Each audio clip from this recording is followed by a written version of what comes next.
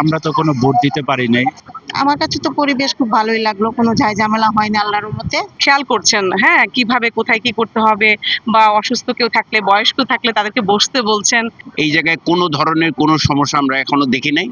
আশা করব 4:30 পর্যন্ত এইভাবেই যাবে। এই কেন্দ্রটা অত্যন্ত শান্তভাবেই যাচ্ছে এবং আমরা এটাই আশা করব এবং আমরা আসলে প্রত্যেকটা মানুষই 18 কোটি মানুষ কিন্তু আমরা এটাই চাই, এইভাবেই আজীবন আমরা ভোট দিতে চাই।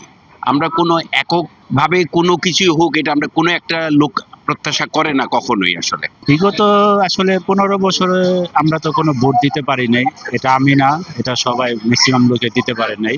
আর বর্তমানে আমরা আজকে যে ভোটের পরিবেশ বা যা দেখলাম, আলহামদুলিল্লাহ, যদি এভাবে থাকে আশা করি সামনে সবাই ভোট দিতে পারবে। এটাই আর কি প্রত্যাশা। আমার কাছে তো পরিবেশ খুব ভালোই লাগলো, কোনো ঝামেলা হয়নি আল্লাহর রহমতে।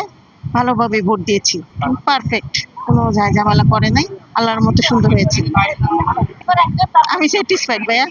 ঠান্ডা, শুনশান, মানে মডেস্ট এনভায়রনমেন্ট আর কি। প্রত্যাশা তো অনেক, যা কিছু খারাপ সব চলে যাবে, সবকিছু ভালো আসবে, এই টাইপের প্রত্যাশা। অনেক ভালো লাগছে, আজকে ফার্স্ট টাইম আসছি এখানে, সিস্টেমও ভালো ছিল।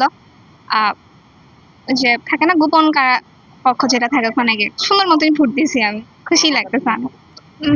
চাবো যাতে সবাই সমান অধিকার দেয়, মেয়েরা যাতে স্বাধীনভাবে চলতে পারে, মেয়েদের যাতে কোনো রকমের সমস্যা না হয়, নিরাপদ থাকতে পারি আমরা।